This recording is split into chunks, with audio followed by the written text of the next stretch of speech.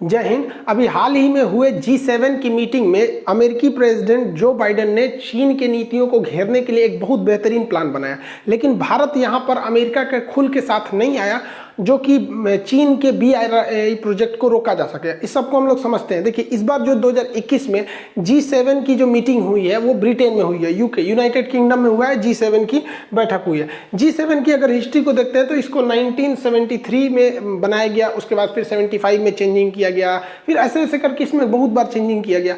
जब इसमें रसिया था तो इसमें G8 बोला जाता था, रसिया हट गया तो इसका नाम हो गया G7 हो गया। ये दुनिया के टॉप जो GDP वाले कंट्री हैं जिनका डेवलपमेंट आर्थिक रूप से ज़्यादा, उनका एक समूह है। इसमें वर्तमान समय में 7 देश हैं जिन्हें G7 कहते हैं। यहाँ से याद करने का तरीका देखिए, एक तो ये कनाडा हो जाएगा, अमेरिका, ये दो तो यहाँ हमेशा रहते हैं एक साथ। यहाँ ब्रिटेन, फ्रांस, ये भी जब भी देखिएगा ये दोनों एक जगह मिलेंगे, ब्रिटेन फ्रांस, 4 ऐसे हो गया। अब हिटलर द्वितीय विश्व युद्ध में एक था युद्ध में, और दूसरा इटली का डोमिटो मुसोलिनी, दुनिया दोनों एक दूसरे को जय और वीरू समझता था। तो जर्मनी हो गया इधर 5वां और इटली हो गया 6वां। जर्मनी का हिटलर, इटली का होगा डोमिटो मुसोलिनी यहाँ पर। तो टोटल 6 हो गए। यहाँ पर एक जापान हो गया, 7 देश, टोटल 7 देश आते हैं। कनाडा, अमेरिका, ब्रिटेन, फ्रांस और जर्मनी, इटली, इधर आपका जापान। रसिया जब था तब इसे G8 बोला जाता था। भारत इसका सदस्य नहीं है G7 में, लेकिन 4 ऑब्जर्वर कंट्री है, मतलब जिन्हें बुलाया जाता है, और ये बहुत पहले से बुलाया जाता है। मनमोहन के समय से ही इन्हें बुलाया जाता है मीटिंग में भाग लेने के लिए कि आप भी इसको समझिए, आपकी भी बातों को ध्यान से समझा जाएगा और रखा जाएगा। इसमें आता है आपका ऑस्ट्रेलिया आता है, इंडिया आता है, साउथ कोरिया, शी जिनपिंग वाला वो वाला नहीं, किंग जोंग वाला पगला, वो तो नॉर्थ कोरिया का है।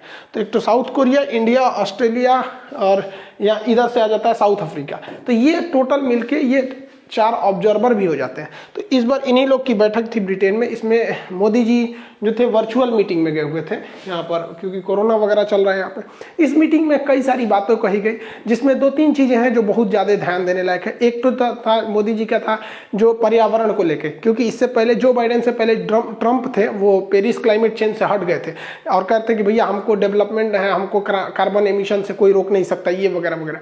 तो कार्बन एमिशन, प्रदूषण इत्यादि को कम करने के लिए, ग्लोबल वार्मिंग को कम करने के लिए जो बाइडेन अभी सहमत हो गए हैं, वो अमेरिका को वापस पेरिस क्लाइमेट चेंज जो था उसमें वो ले आएंगे। मोदी जी का विशेष जोर था कि 1 वर्ल्ड 1 हेल्थ, मतलब वैक्सीन को के पे जितने भी प्रतिबंध है उसे हटाया जाए। हाल ही में अमेरिका ने कई सारे प्रतिबंध लगा दिए थे, जिससे कि वैक्सीनेशन हम लोग का प्रभावित हो गया था। तो वैक्सीन, पूरी दुनिया में वैक्सीन को लगाने के लिए इस पे जोर दिया गया। इस पे सारे लोग राजी भी हो गए, और ऐसा भी हो सकता है कि बहुत जल्दी वैक्सीन के लिए जो कॉपीराइट और पेटेंट नियम होता है वो 1 से 2 साल के लिए छूट दिया जाए, ताकि पहले इस वैक्सीन को क्या किया जाए, सबको लगा दिया जाए, ताकि कोरोना को रोका जा सके। इसके अलावा जो इसमें भारत के लिए सबसे अच्छी बात थी वो जो बाइडेन ने किया। जो बाइडेन ने कहा कि जो BRI प्रोजेक्ट है तो उसका काउंटर करने के लिए, अब BRI प्रोजेक्ट समझने से पहले आपको चीन का सिल्क रूट समझना पड़ेगा। सिल्क रूट के बाद आपको BRI प्रोजेक्ट समझना पड़ेगा। उसके बाद समझेंगे कि चाइना का डेब्ट ट्रैप क्या है, वो कर्ज के जाल में किसी को कैसे फंसाता है। प्रथम सदी में चीन का एक रेशम मार्ग था, जिसे इंग्लिश में सिल्क रूट कहते हैं। इस सिल्क रूट के रास्ते से चीन जो है रेशम का व्यापार करता था। यह सिल्क रूट 2 रास्ते से जाता था, एक जमीन होकर जिसे रेड कलर से दिखाया गया है, दूसरा समुद्र होकर जिसे ब्लू कलर से दिखाया गया है। तो इसी को हम रेशम मार्ग कहते थे। उस वक्त ज़्यादा मशीनरी नहीं थे, तो ज़्यादा हर देश के बीच में व्यापार होता था। तो चाइना क्या करता था, इतना होशियार था, हर देश से अलग अलग चीज़ें खरीदता था। भारत में यहाँ से साउथ से मसाले लेता था, यहाँ से सोने चांदी लेता था, हर जगह से कुछ ना कुछ खरीद के ले जाता था। बदले में वो पैसे के बदले में सिल्क यानी रेशम देता था, और रेशम की कीट और वगैरह रेशम की टेक्नोलॉजी चीन के पास ही था। हालांकि क्वेश्चन भी पूछता है एग्जाम में कि भारत का कौन सा शासक था जो रेशम मार्ग पर अपना अधिकार कर लिया था। तो कुषाण शासक जो था कनिष्क ने रेशम मार्ग पर अधिकार कर लिया था। इतना ना मारा चीन वालों को, रेशम मार्ग पर अधिकार कर लिया, कहा कि इधर से व्यापार करोगे लोग ना तो हमको तुमको टैक्स देना पड़ेगा। तो ये चीन का रेशम मार्ग था। ये आज से 2000 साल पहले की बात है। तो अब ये मार्ग बंद हो चुका है। चाइना ने सोचा कि उसके पास अथाह धन है, पैसा बहुत ज्यादा है। अब किसी के पास बहुत ज्यादा पैसा रख के क्या फायदा, उसको इन्वेस्ट करना चाहिए। तो चाइना ने सोचा कि हम इस पैसे को क्यों ना इन्वेस्ट कर दे और दूसरे देशों में, ताकि जिन देशों को हम पैसा देंगे उस पर मेरा दबाव भी रहेगा। तो ये जो रेशम मार्ग था, चाइना ने इसे दोबारा चालू कर रहा है, व्यापार करने के लिए नहीं, इस बार लोगों को अपने कर्ज के जाल में फंसाने के लिए। इस रेशम मार्ग पे जितने देश आते हैं, यहाँ पर जितने कंट्री आ रहे हैं, लगभग 100 कंट्रियों को इसने उसने कहा कि देखिए हम आपको कर्जा देते हैं, आप अपने यहाँ इंफ्रास्ट्रक्चर को बिल्ड कीजिए और आप हमसे पैसे ले लीजिए और आपको जो मन है वो बनाइए। लेकिन इसमें चाइना की चाल रहती है, इंफ्रास्ट्रक्चर के नाम पे वो कहता है कि आप बंदरगाह बना लिए, लेकिन शर्त ये रहती है कि चाइना से जो पैसा लेंगे बंदरगाह बनाने के लिए तो इसकी टेक्नोलॉजी जो रहेगी वो चाइना से लेना पड़ेगा और बनाने का ठेका चाइना की कंपनी को देना पड़ेगा। तो इससे चाइना को डबल फायदा, जो चाइना के पास पैसा था वो कर्ज के रूप में उस देश को दे देगा और जो चाइना की कंपनी थी जिनको प्रॉफिट चाहिए अब वो कंपनी वहां जाके बंदरगाह बनाएगी और उस पे जो मटेरियल लगेगा वो चाइना से आएगा। तो इधर से चाइना की जीडीपी भी बढ़ रही है, चाइना की कंपनियों को फायदा भी हो रहा है, चाइना के पास जो पैसा रखा था वो पैसा इन्वेस्ट भी हो गया, ब्याज भी आ रहा है और उस देश पर चाइना दबाव भी बनाएगा। ऐसे ही श्रीलंका को फंसा लिया, फोटो दिखा दिया श्रीलंका को, देखो ऐसे बंदरगाह बनेगा, इतना बड़ा बड़ा, कमा के लाल हो जाओगे लोग। श्रीलंका ने कहा वाह वाह बहुत बढ़िया है, श्रीलंका पैसा ले लिए। अब देखिए श्रीलंका ने ले लिया $10 बिलियन और श्रीलंका के पास पैसा कितना है, $4 बिलियन। अब इस बंदरगाह पे कोई आता नहीं है, श्रीलंका पूरी तरह फंस गया। अब ये बंदरगाह को बेच रहा है, कोई खरीदने को नहीं है, तो चाइना कहता है कर्जा दो तो बंदरगाह दो, तो ये अब बंदरगाह ले लिया वहां पे। तो यही करता है, फंसा देता है, इतना पैसा दे देगा कि आप कभी लौटा ही नहीं सकते और जब तक नहीं लौटाएंगे तो आप बंधुआ मजदूर हो जाएंगे। ऐसे ही श्रीलंका के कोलंबो एयरपोर्ट को कर दिया, ऐसे फोटो दिखाया, मार पैसा आएगा, लोग आएंगे कोलंबो एयरपोर्ट पे, लो लो लो, ससुरा श्रीलंका खुश होकर ले लिया। उस एयरपोर्ट पे कोई नहीं आता है तो श्रीलंका भारत से आकर आप ही एयरपोर्ट वाले लीजिए, ससुरा हम ही लोग खाली बैठल हैं यहाँ पे। तो पूरी दुनिया को जानबूझ के फंसाता है इसी तरह से और ऐसा ऐसा प्रोजेक्ट में पैसा देगा जो फेल हो जाता है, जैसे नहर निर्माण में दे देगा, पाइपलाइन में दे देगा। जानता है कि विकासशील देशों के पास ये सारी योजनाएं सरकारी पैसा लूट के बैठ जाते हैं, इससे कोई खास फायदा होता नहीं है। कहेगा डैम बनाना होगा, डैम में ऐसा टाइम देगा कि डैम का कोई खास काम वगैरह नहीं होगा, छोड़ छाड़ देता है वहां पर और बिजली घर वगैरह वगैरह के नाम पे बहुत सारा इन्वेस्टमेंट करता है। जैसे पाकिस्तान में भी सड़क वड़क बनाने के लिए इन्वेस्टमेंट किया। तो चाइना के इसी इन्वेस्टमेंट को काउंटर करने के लिए जो बाइडेन ने प्लान निकाला, चूंकि लॉकडाउन की वजह से, कोरोना की वजह से जो चाइना ने पैसे दिए इन सारे चीजों को बनवाने के लिए, उसको चाइना कहता है कि बेल्ट एंड रोड इनिशिएटिव। ये जितना है इसको कहता है बेल्ट एंड रोड इनिशिएटिव, इसलिए उसे BRI प्रोजेक्ट कहते हैं। इसी को कहते हैं वन बेल्ट वन रोड कहते हैं। ये किसका है, सिल्क रूट का ही नया रूट है, सेम चीज है। तो इसको काउंटर करने के लिए जो बाइडेन ने कहा है कि एक नया योजना चलाया जाता है, BBW, बिल्ड मतलब बनाया जाए, बिल्ड बैक दोबारा बेटर वर्ल्ड। तो बिल्ड बैक बेटर वर्ल्ड के नाम से इन्होंने $40 ट्रिलियन पैसा का अनाउंसमेंट किया। अब सोचिए 2035 तक ये 40 ट्रिलियन, अब इस 40 ट्रिलियन में चाइना का जो ये BRI प्रोजेक्ट है, ऐसा ऐसा 10 गो प्रोजेक्ट आ जाएगा। अब ऑलरेडी चाइना का ये प्रोजेक्ट घाटे में चल रहा है, लोगों के पास पैसा नहीं है चुकाने के लिए। अब उन लोगों के पास एक अच्छा मौका मिल गया, ये BBW में आ जाएंगे, कहेंगे कि हमें पैसा दे दीजिए यहाँ पे। अब चाइना चाह के भी इतना पैसे तो ला नहीं सकता है, 40 ट्रिलियन। तो इसमें ये बहुत बेहतरीन प्रोजेक्ट है और जो बाइडेन ने कहा भी है कि ये BRI प्रोजेक्ट के काउंटर के लिए किया गया है। अब इसमें भारत सरकार ने गलती कर दी है।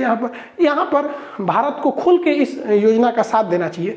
तो भारत कहता है कि हम इस पे पहले स्टडी करेंगे फिर करें। अरे काहे लिए इतना इतना बढ़िया, अभी तक आपको चाइना का स्टडी ना समझ में आएगा। चाइना कभी हमारा नहीं हो सकता, उसको मत घुरिए यहाँ पे, लतियाइए, वो ऐसे नहीं सुधरेगा। ऐसे कन्या के देखते हैं उसको, नहीं सुधरेगा उसको। इनको भी मोदी जी को तुरंत कहना चाहिए कि हाँ भैया हम इस योजना में खुल के साथ देते हैं, क्योंकि चाइना को अब कितना आजमाएंगे। 1962 से लेकर अब तक समझे में नहीं आया।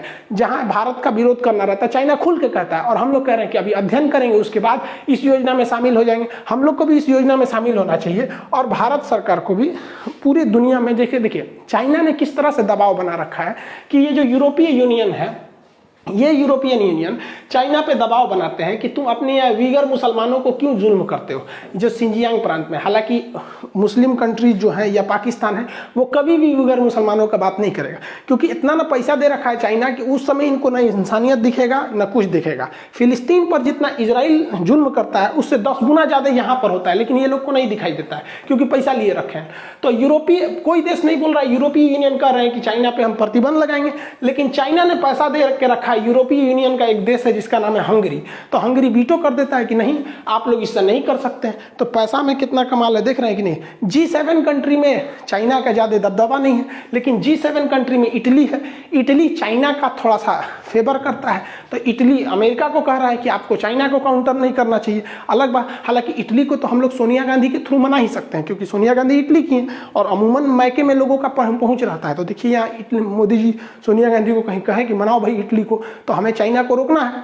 जिस तरह से अमेरिका BBW चला रहा है, चाइना BRI प्रोजेक्ट चला रहा है, भारत को भी चलाना चाहिए कि सार्क बेल्ट। सार्क क्या है कि हमारे जो पड़ोस के जो देश हैं, साउथ एशिया का जो देश है 8 देश, इनका एक रीजनल कॉर्पोरेशन है, south Asian association of regional corporation, जिसमें आ जाता है आपका यहाँ पर मालदीव, श्रीलंका, भारत, पाकिस्तान, अफगानिस्तान, नेपाल, भूटान, बांग्लादेश, ये सब आ जाते हैं। तो भारत को इसके बीच में कनेक्टिविटी बढ़ाने के लिए हमारे पास भी फंड है, पैसे हैं, हम श्रीलंका को यहाँ से कनेक्टिविटी कर सकते हैं, पोर्ट से मालदीव को, यहाँ पे अफगानिस्तान में सड़कें बना सकते हैं, नेपाल तक जा सकते हैं, भूटान, बांग्लादेश, इस सब में, ताकि चाइना को काउंटर किया जा सके। इवन पाकिस्तान को भी कहा जा सकता है भैया तुम भी सड़क बना लो यहाँ से यहाँ तक के लिए, हम लोग भी फंड दे सकते हैं, ताकि हम लोग की भी कनेक्टिविटी इधर से हो सके। हालांकि पाकिस्तान कभी ऐसा करने नहीं देगा, और अगर इन सड़कों को पाकिस्तान रोकता है कि नहीं हमारी कनेक्टिविटी इधर से नहीं जाने देंगे, तो भारत को भी आयात रोक देना चाहिए, निर्यात आयात बंद कर दो, तो हमें भी 5% घाटा होगा, लेकिन 95% उसको होगा। तो हम लोग को भी इनिशिएटिव लेना चाहिए वहां पर, तो ये लेते नहीं है हम लोग। हालांकि भारत के पास अभी पैसे की कोई कमी नहीं है। आप देखिएगा फॉरेन रिजर्व के मामले में हम रूस के बराबर चले आए। रूस जो है दुनिया में 4थे नंबर पे है फॉरेन रिजर्व में। अभी चीन के पास सबसे ज्यादा फॉरेन रिजर्व है, वो 3000 लगभग 3300 है आपका बिलियन डॉलर, 3300 यानी 3000 बिलियन डॉलर इसके पास फॉरेन रिजर्व है। चौथे नंबर पे आता है रसिया, जिसके पास 605 बिलियन डॉलर है। भारत के पास भी उतने हैं लगभग, दोनों आसपास। बहुत जल्दी हम लोग रसिया को पीछे छोड़ देंगे। तो हम लोग सोचिए रसिया के बराबर में आ गए, 605 बिलियन डॉलर हमारे पास विदेशी फंड है, अवेलेबल है। इससे हम क्या कर सकते हैं, दूसरे देश को मदद भी कर सकते हैं। जैसे श्रीलंका जो था वो चाइना के जाल में फंस गया था कर्जा के मामले में, तो बांग्लादेश ने श्रीलंका को कर्जा दिया कि ले ले ले ले श्रीलंका का, चाइना का पैसा लौटा दे। तो भारत को भी अपने पड़ोस में जो देश चाइना के जाल में फंस गए हैं, इतना ज्यादा पैसा है। अब आप कहेंगे बांग्लादेश के पास कितना है, तो बांग्लादेश के पास 45 बिलियन डॉलर है, तो हम लोग के पास 605। तो वो 45 बिलियन डॉलर में अगर वो चाइना के डेट को काउंटर कर सकता है, तो 605 बिलियन डॉलर में हम क्यों नहीं कर सकते हैं। बस हमें इनिशिएटिव लेने की जरूरत है। चाइना से ज्यादा सॉफ्ट नीति अपनाएंगे तो दिक्कत हो जाएगा। अभी पाकिस्तान वालों के पास इन सदरों का अलग झमेला, ये 68 नंबर पे आते हैं सर। भाई बांग्लादेश आप ही से टूटा था, याद है कि नहीं, 1971 में। लेकिन आप लोग को थोड़े याद रहेगा, आप लोग को तो केवल कश्मीर याद है। हम कश्मीर लेंगे भैया, पूर्वी पाकिस्तान आपका था, चला गया, उसको कहते हैं ले, ये समझ में आता है। बांग्लादेश 1972 में बना, आपकी रैंकिंग है 68, चाचा इधर देखिए, और बांग्लादेश की रैंकिंग है 44, आपसे अच्छा हो गया। बताइए बांग्लादेश के पास 45 बिलियन डॉलर है और पाकिस्तान के पास 16 बिलियन डॉलर। हम लोग से ये 37 गुना पीछे है, लेकिन फिर भी परमाणु बम मारेगा हम लोग के ऊपर, परमाणु बम चलाएंगे, ये चलाएंगे। 37 गुना पीछे है भैया, यहाँ देखिए इसे, ये 37 गुना, यहाँ देखो, यहाँ पे इतना पीछे है। एक्चुअली पाकिस्तान को बर्बाद करने के लिए सबसे बड़ा काम किया चाइना ने। चाइना को आना था हिंद महासागर में भारत को छोड़ते हुए, तो यहाँ से उसने एक सड़क बनाया, CPEC, China Pakistan economic corridor. अंधाधुन पैसा लगा इस सड़क को बनाने में, और इसको कहा गया कि इस सड़क के दोनों ओर इकोनॉमिक कॉरिडोर बनाया जाएगा, 10,000 फैक्ट्रियां लगेंगी। ये हमारे चाचा को समझ में आया नहीं, फिसल गए वहाँ पे। 10,000 फैक्ट्री, मतलब खिलवाड़ है 10,000 फैक्ट्री, कोनो फैक्ट्री वैक्ट्री नहीं लगा। उल्टे इन लोग पे ऊपर इतना भयानक कर्जा हो गया कि कर्जा को सोचिए मत। अब ये हाल हो गया है कि चाइना इनको कर्जा मांगता है ना, तो ये चाइना से कहते हैं 1 साल का टाइम दीजिए, ताकि 1 साल में हम कहीं ना कहीं दूसरे जगह से कर्जा मांग के आएंगे, तो उस कर्जा से लेके आपका कर्जा चुकाएंगे। मतलब इन लोग का काम हो गया कि ये जगह जगह घूम घूम के अभी ये लोग कर्जा मांगते फिर रहे हैं। ये सऊदी अरब में चले जाते हैं प्रिंस के पास कर्जा मांगने के लिए। देखिए सऊदी अरब प्रिंस कह रहा है आज बेटा तेरा पैसा दे देंगे, हमारा पैसा का कमी थोड़ी है। ये देखिए आप इंसान की प्रोटोकॉल को देख के समझे, ये इनको कितना वैल्यू दे रहा है, बराबरी की तरह। आ जाओ बेटा, आ जाए, इधर आ जाए। और ये जो भाई साहब है ना, इनके खुद के अब्बा है ये, और मतलब इनके अब्बा है ये किंग सलमान, और ये मोदी जी को रिस्पेक्ट देखिए। तो ये फर्क पड़ता है कि आपका देश के पास अगर पैसा है, इकोनॉमी है, तगड़ा है, अगर पूरी रिसोर्सेज से, तो फिर आपको वैल्यू ज़्यादा मिलेगी, आराम से मेहमान नवाजी होगी इस तरह से, आइए बैठिए। और अगर ऐसे जाएंगे भिखारी की तरह, आए चल तेरा पैसा देते हैं, कितना चाहिए, चल चल चल, इसको ले जाओ, नाश्ता पानी कराओ यहाँ पर। चाइना के BRI प्रोजेक्ट में फंस के, चाइना के जो डेट ट्रैप है उसमें कई देश फंसे, जिसमें अफ्रीका था, श्रीलंका था, मालदीव था, कई देश फंसने चले गए सब। इसमें सबसे बुरी तरह से फंस गया बेचारा पाकिस्तान। इवन अगर पाकिस्तान के लोग भी इसको देखेंगे तो अपने प्रधानमंत्री को बहुत गरियाएंगे। रियलिटी है, आप इसे चेक कर सकते हैं। पाकिस्तान का जो फॉरेन रिजर्व है, मुद्रा भंडार है, वो 16 बिलियन डॉलर है। ये कोई चीज छुपी नहीं रहती है, ऐसा नहीं है कि हम अपने पास से बता रहे। जबकि पाकिस्तान का जो विदेशी कर्जा है वो 294 बिलियन डॉलर है। अब कोई घोंचू भी होगा यार, तो वो ये नहीं सोचेगा कि भैया हमारे पास टोटल 16 बिलियन डॉलर है, ये इसी में पेट्रोल खरीदना है, राफेल ये राफेल को काउंटर करने के लिए आपको हथियार खरीदना है, परमाणु बम भी खरीदना है, गजवाए हिंद जो करना है आप लोग को, है कि नहीं आप 16 बिलियन डॉलर है हिंद जीतेगा सब। तो अब बताओ यार, कोई गधा भी होगा तो 16 बिलियन डॉलर में से कभी लेगा 294 बिलियन डॉलर कर्जा। अब आप खुद सोच के देखो, पाकिस्तान के लोग भी अगर देखे होंगे तो सोचो अपने देश के प्रधानमंत्री और नीति निर्माण वालों को कि कितना ज्यादा कर्जा लिए, कभी भी ये कर्जा नहीं चुका पाते हैं। इसलिए पूरी दुनिया में इनको कोई सीरियस नहीं लेता है, मजाक पे मजाक बनते हैं, सब मीम बनेगा यहाँ पर, और इनको उड़ा ले गया बेचारा सी जिनपिंग के जाल में फंस चुके हैं, इनको कुछ समझ में आ नहीं रहा, अब इधर उधर कर्जा मांग रहे। इसीलिए हम आप चाचा के लिए हम क्या बोले, हम क्या बोले इनके लिए, सुनिए ध्यान से। नींबू के ऊपर नींबू और नींबू के ऊपर धागा, और इमरान खान की पत्नी को सी जिनपिंग लेके भागा। कहीं क्या तुमको क्या ये तो होता है, चाइना जो है वो कर्जा देता है तो कर्जा के बदले या तो जमीन ले लेता है श्रीलंका की तरह, नहीं तो इज्जत ले लेता है पाकिस्तान वालों की तरह। अब हम क्या बताएं, BRI प्रोजेक्ट का काउंटर करने के लिए जो बाइडन ने प्लान बनाया है वो एकदम बेस्ट है। और उन लोग जो लोग कह रहे थे बाइडन के जीतने पे कि ये चाइना का कुछ नहीं करेगा, अब समझ में आ रहा है नहीं, यहाँ पर अंतर्राष्ट्रीय नीति में कोई किसी का दोस्त नहीं, कोई किसी का दुश्मन नहीं। जो हमारे देश के लिए सही वो मेरे लिए सही हो जाता है। आई होप आप G7 और BRI प्रोजेक्ट वगैरह को काउंटर करने सिस्टम को समझे होंगे। और आपका क्या सोचना है कि भारत को विचार करके इसमें शामिल होना चाहिए बाइडेन के प्रस्ताव में, या फिर हमें बढ़ चढ़ के हिस्सा लेना चाहिए ताकि चाइना के डेथ ट्रैप से लोगों को या अलग अलग देशों को बचाया जा सके। आई होप आप इसे समझे होंगे। मिलेंगे नेक्स्ट क्लास में। जय हिंद।